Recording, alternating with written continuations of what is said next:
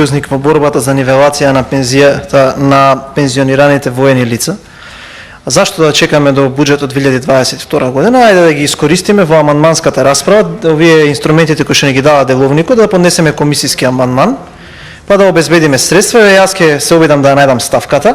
Сметам дека наместо например за нов мебел 144 милиони денари или за набавка на нови возила 17 милиони денари повеќе, ајде заедно да изготвиме еден комисиски амандман, да го поднесеме, да го усвоиме, да обезбедиме средства во буџетот за да го решиме проблемот на овие пензионирани војници. Сметам дека е честно, затоа што јавно кажавте дека сте подготвен да соработувате со нас, не сте суетен, ние не сме суетни и ќе најдеме начин тоа да го во помош со Министерството за финансии. Јас ќе ја пронајдам ставката, ќе го поднесам, се надевам дека ќе ме поддржите. Од аспект на другите работи што ги кажавте, можеби вие не знаете колку доктори и магистри има во оваа држава, но јас знам, затоа што тој проблем ме тишти мене. 27 доктори на науки невработени и над 817 магистри имаме во оваа држава невработени. За тие луѓе ние мора да најдеме начин како да ги вработуваме. Ама нема да најдеме начин кога имаме 750 милиони евра долг, ако го трошиме 17 милиони денари на набавка на нови автомобили во вакво време. Верувам дека ќе се согласите со мене. Понатаму за овој законов за субвенциониран студентски оброк, да речем ставот на ВМРО ДПМН е ирелевантен. Видете си во вашата коалиција зашто Либерално-демократската партија не ви го поддржа и на дискусијата на Комисијата за финансирање имавте проблем со нив, па не им прифаќавте и амандмани. Треба да се видите со нив што е проблемот и мислам дека вреди да се дискутира за тоа дека ВМРО ДПМН имаше одредени интервенции во ова законско решение заради тоа што сметаме дека треба поинаку да биде имплементирано. Понатаму јас се согласувам дека на студентите треба да им бидат дадени 25.000 денари, но од друга страна многу е нечесно да велите ви даваме годишно 25.000 денари, а да им земате годишно 20.000 денари по основ на поскапен бензин. Ја кажав пресметката преска. Еден резервоар 60 литри по 4,13 денари, 840 денари.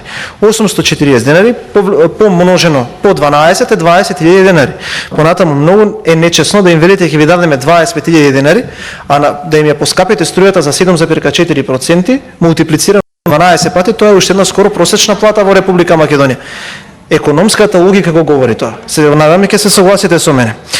За високото образование. Видите, немојте да зборувате за тоа. Не, напротив, ќе зборам. Ако сакате, уште 10 дена ќе ви зборам за високото образование. Сега ќе ви кажам зошто. Колку плаќавте вие на вашиот универзитет партиципација бевте студент? Може би дека сте студирале во друг систем на уредување. Не, вие сте поискусен, не сакам да ве навредам. Но колегите тука, кои што се можеби малку понеискусни, да не се излезам поинаку, плаќа партиципации од тогашните марки 2000-2500, зависи кој факултет сте студирале. Така беше. Не на приватен, зборам за државните факултети. Од 2006 година навака, ќе признаете дека се намали партиципацијата за студентите во државните универзитети. Јас ќе ви кажам. Јас сум студирал на универзитетот Гоце Делчев во Штип и не се срамам од тоа и се гордеам со тоа. Сега ќе ви кажам и зашто. Заради тоа јас сум платил годишна партиципација од 100 евра. 50 евра по семестар. А некој плаќал на времето, можеби тука има колеги кои што ќе се јават и ќе кажат, во времето кога тие студирале, тоа било во илјадници евра. Сега ќе ви кажам зошто не се срамам да говорам за тоа. Во моето семејство ние сме четворочлено просечно семејство, разлика сме со мојата сестра 1 година. Ние сме двајцата студенти.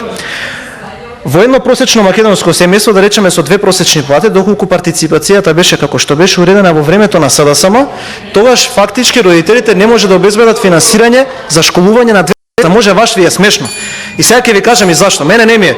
Ама сега ќе ви кажам зашто. Кога студиравме јас и мојата сестра, моите родители, а и заклучно и родителите на луѓето кои што беа моја генерација и генерацијата на мојата сестра и 5 плюс 5 минус години, може да си дозволат двете деца да студираат. Знаете ли зашто вие не ја намалувавте партиципацијата? Сега ќе ви кажам. Затоа што имаше една шега во 90-тите во Република Македонија, дека ако некој може да е доктор, треба таткото да му биде доктор. Зашто ако некој инженер треба неговиот татко да биде инженер. Затоа што вие на луѓето не им дававте еднаков старт во трката со животот. И вие колку сакате тоа не ги радите го, но тоа е факт. Затоа што соолувањето на партиципацијата за студирање на државните факултети се доби можност на над 90% од матурантите да се запишат во прва година да може да студираат.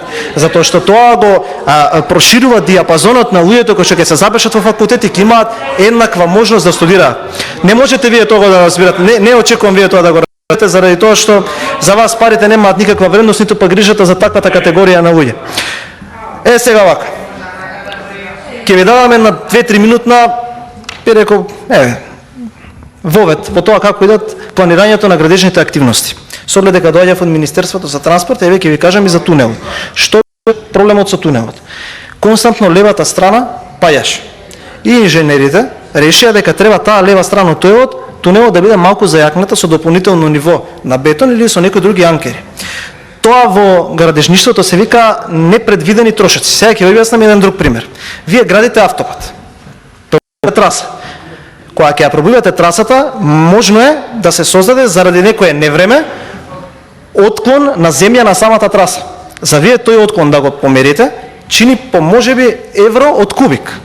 Ако е 1.000.000 кубици, тоа се 1.000.000 евра. И вие тоа можете да го прашате Благој Бочварски, тоа ќе ви го објасни, затоа што ден денес тоа нешто се случува. Секогаш кога зборувате за капитални инвестиции, вие викате експроприацијата кој ќе реши. Па тоа е нормално вие кога проектирате било што да има експроприација. Тоа е нормално. И затоа постојат установи кои што ние ги плаќаме. Еве вака. За клучките. Тоа е таква смешна работа. Затоа има нешто што се вика измени во тек на градба. Вие можете сега да кажете, не биле изведени клучките, ама кажете на колку проценти од изграден автопат ние го оставивме. Еве јас ќе ви кажам една друга работа. Лага е дека на Демир Капија Смоквица имало бандера на сред трас. Лага е. Ви кажам и ви тврдам. Тој автопат една година не беше пуштен, а требаше само да помине некој да го зачисти и да каже луѓе можете да возите по ова. И она соба за електронски комуникации со патот, кој што една година никој во држава не знаеше како тоа да го реши. Тоа е факт. Еве вака, ајде да разговараме за следно. Инвестиции од 8 милиарди евра. Така, рековте за наредните 5 или 6 години. За тие инвестиции, кои што дел од нив не се ни испроектирани, нема ни почната постапка, ниту па знаете каква ќе биде конфигурацијата на теренот, а сте ги пишале дека ќе чинат 8 милиарди евра, треба вие најмалку да имате обезбедени 12 милиарди евра. Заради тоа што во тек на градба може да има измени и одреден дел од проектот да чини поскапо од тоа што вие мислите, односно од оние кои што го проектирале, мислат дека ќе најдат таква ситуација на терен. И тоа не е така. Така да ве замолувам, ја разбирам желбата на дебата и за дебата, но малку посуштински навлезете во дискусијата, да не го спуштаме нивото, заради тоа што пак ја потсетам, има доста луѓе од нас кои што разбираат доста работи од сите сфери од општеството, па може да пружат и така аргументирана дебата. Благодарам.